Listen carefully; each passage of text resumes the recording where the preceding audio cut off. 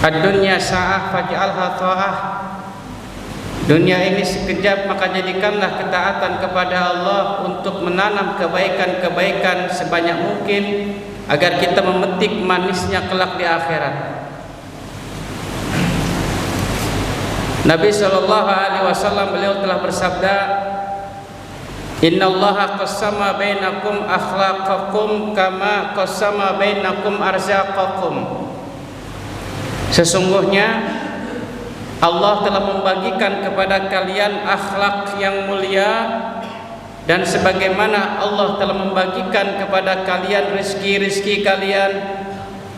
Wa innallaha azza wa jalla yu'tid dunya man yuhib wa man la yuhib. Dan sungguh Allah memberikan dunia ini kepada siapa yang Allah hendaki dan kepada siapa yang Allah tidak hendaki.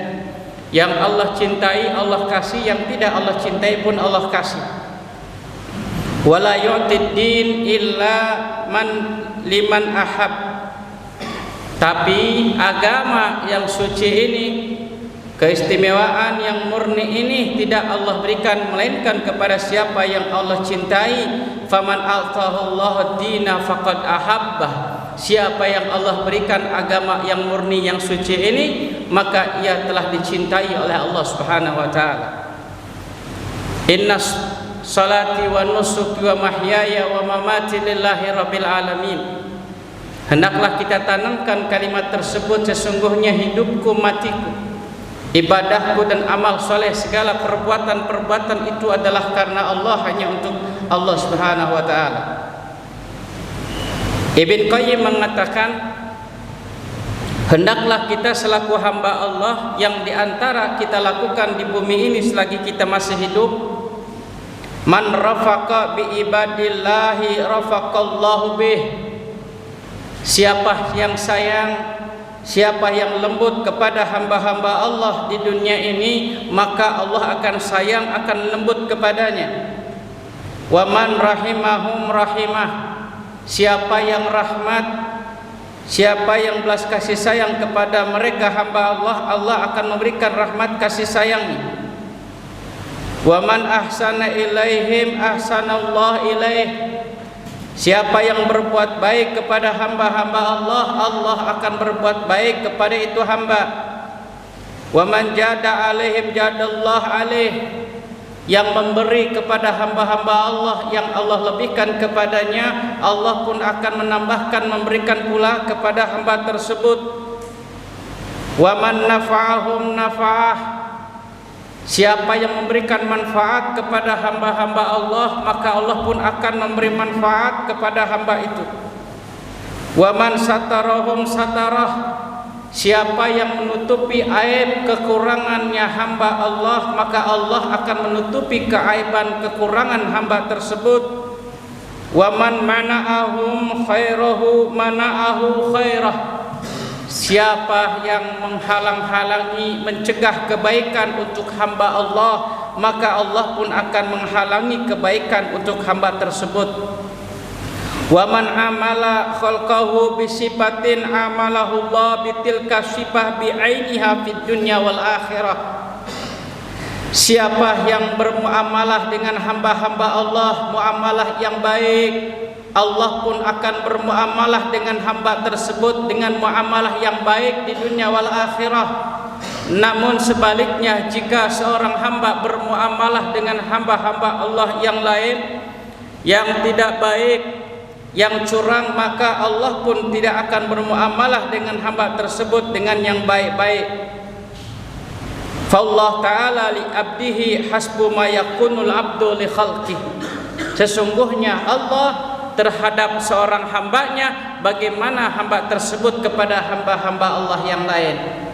Kalau seorang hamba senantiasa membantu hamba Allah yang lain, Allah akan membantunya. Al-Wabil As-Syaib juga beliau mengatakan di dalam doanya, Allahumma hassin akhlaqana wa amalana waj'alna mubarikina aina ma kunna ya hayyu ya qayyum.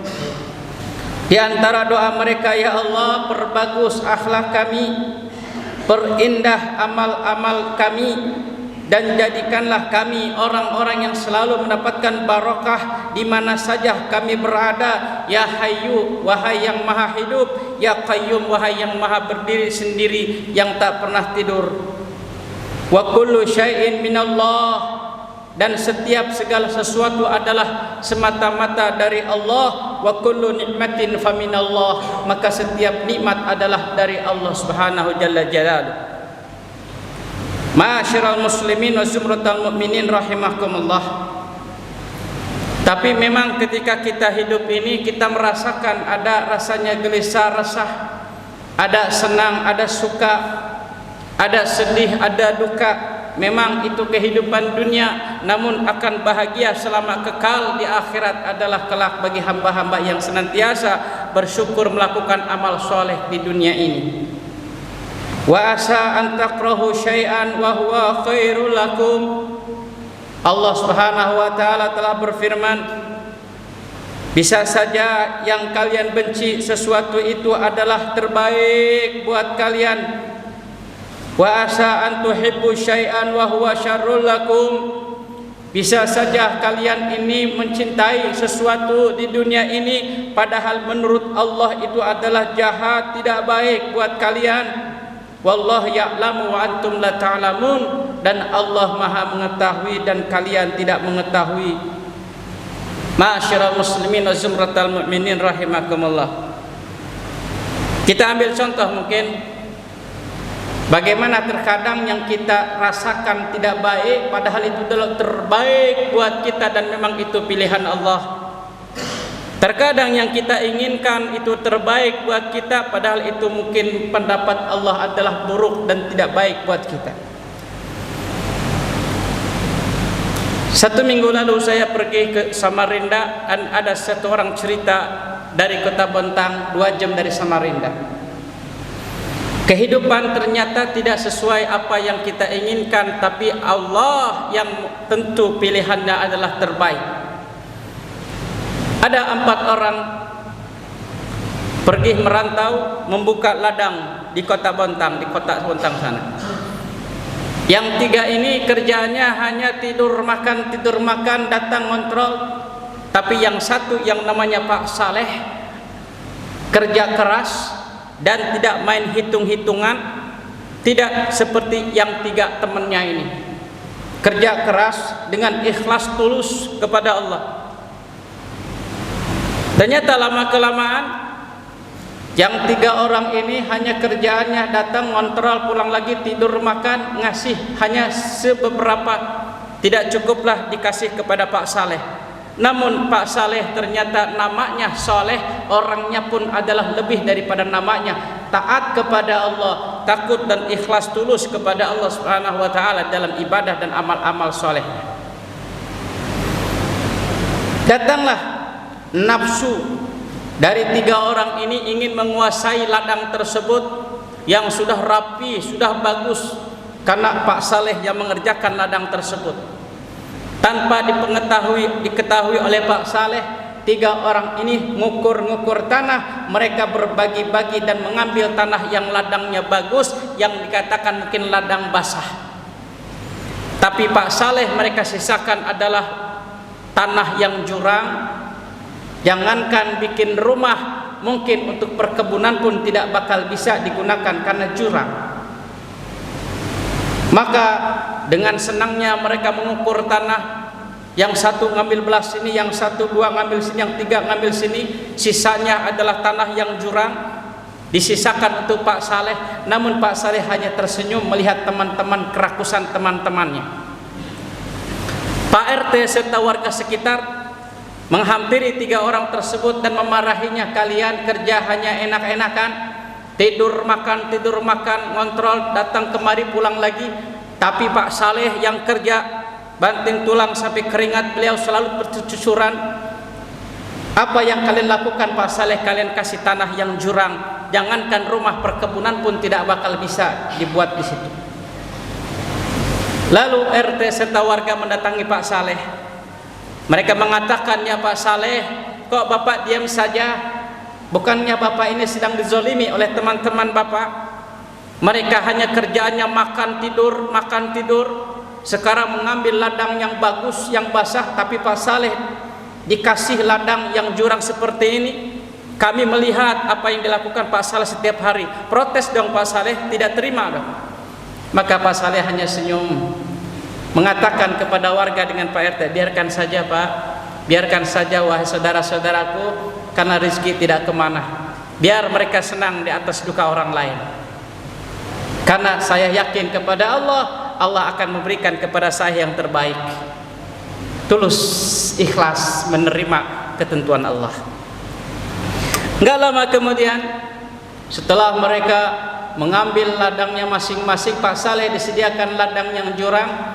Enggak lama kemudian datang dua perusahaan dari Jakarta. Perusahaan adalah Telkomsel atau XL, dua-duanya mencari tempat pasang tower yang kuat sinyalnya. Daerah tersebut di bagian nomor 1 yang tidak bagus, bagian yang kedua, bagian ketiga tidak bagus. Pas ditancapkan atau dipasang sesuatu di ladang di tanah yang Pak Saleh yang jurang tersebut adalah sinyalnya terbagus dan terkuat, maka mereka sepakat, disitulah dibikin tower perusahaan besar tersebut. Maka mereka datangi Pak Saleh, lalu mereka siap menyewa setiap bulannya adalah 100 juta dari dua tower tersebut. Yang jaga tower tersebut di tempat Pak Saleh adalah Pak Saleh sendiri. Maka sekarang Pak Saleh naik pangkat, yang tanya tukang kebun, ngebersihin kebun, maka sekarang hanya di kantor, duduk manis di ruangan AC, di hadapannya laptop dan komputer sambil memegang HP. Laporan ke Jakarta, Pak, lampunya merah, Pak, lampunya hijau. Setiap hari gajinya sebulannya 100 juta. Maka teman-temannya malu melihat dan mendengar Pak Saleh yang sudah Allah angkat derajatnya, sampai sekarang tanahnya pun menjadi hutan kembali karena tidak ada yang mau kerja membersihkan. Kalau dulu Pak Saleh yang membersihkannya, seandainya kata yang 3 orang tadi, Pak Saleh tolong dong bersihkan ladang kami, tanah kami, maka Pak Saleh tinggal jawab, berani berapa kalian jual tanah kalian kepada saya? Ma'asyiral muslimin wa zumratal mu'minin rahimakumullah. Itulah rizki tidak kemana. Orang yang menzolimi, yang dizolimi adalah sesuatu memang Allah akan menghiburnya dengan tak terduga-duga. Untuk itu bisa saja yang tidak kita inginkan di dunia ini padahal itu lebih baik buat kita, dan bisa saja yang kita kejar-kejar, kita menginginkannya, bisa saja menurut Allah itu tidak baik bagi kita. Mudah-mudahan Allah berikan pada kita rezeki yang banyak, yang barakah tanpa hisab, bisa pergi haji ke Baitillah, bisa ziarah Rasulullah sallallahu alaihi wasallam. Amin ya rabbal alamin. Wallahu ta'ala yaqul wa biqul yahtadin al-muhtadun fa idza qara'tal Qur'an fasta'id billahi minasyaitonir rajim. A'udzu billahi minasyaitonir rajim. Wal 'asri innal insana lafi khusrin illa alladzina amanu wa 'amilus sholihat wa tawasaw bil haqq wa tawasaw bis sabr. Barakallahu lana wa lakum fil Qur'anil azim wa nafa'ani wa iyyakum bima fihi minal ayati wa dzikril hakim. Taqabbal minni wa minkum tilawatahu innahu huwal ghafurur rahim.